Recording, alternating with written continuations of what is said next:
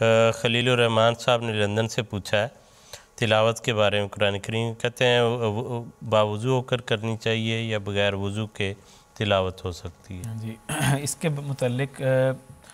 قرآن کریم پڑھنے کے حوالے سے یہ ہے کہ ہم دو طرح کی کیفیات میں قرآن کریم پڑھتے ہیں۔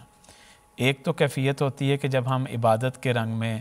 پڑھتے ہیں اور باقاعدہ قرآن کریم کھول کر پڑھتے ہیں،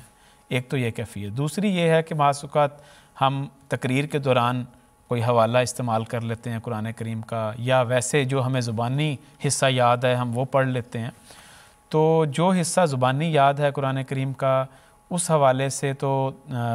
وضو کرنے کی کوئی شرط کا ہمیں ذکر نہیں ملتا، بلکہ حدیث میں یہ ملتا ہے کہ حضرت صلی اللہ علیہ وسلم نے ایک دفعہ صبح کے وقت جب اٹھے ہیں تو جتنا حصہ آپ کو زبانی یاد تھا آپ نے اسی طرح اس کی تلاوت کی، اور وضو کرنا ضروری نہیں سمجھا، اور وضو کے بغیر ہی آپ نے یہ حصہ تلاوت کیا، اور اس کے بعد پھر نماز کے لیے آپ نے وضو کیا۔ لیکن ایک یہ ہے کہ آپ بطور عبادت کے ایک اس کو قرآن کریم کو ہاتھ میں لے کے پڑھنے لگیں باقاعدہ اہتمام کے ساتھ، تو اس کے لیے بہتر طریقہ یہ ہے کہ آپ وضو کر لیں، اور جب شروع کریں خاص طور پہ تو اس سے جس طرح کہتے ہیں نا کہ من یعظم شعائر اللہ فإنہا من تقوی القلوب، کہ جو اللہ تعالیٰ کی قائم کردہ چیزوں کی عزت کرتا ہے، جو شاعر اللہ کا احترام کرتا ہے، تو یہ دل کے تقوی کی علامت ہے۔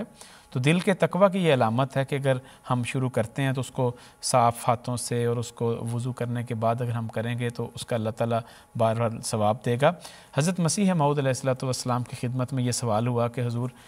میں تلاوت کرتا ہوں، تو تلاوت کے بعد اگر میرا وضو ٹوٹ جائے قرآن کریم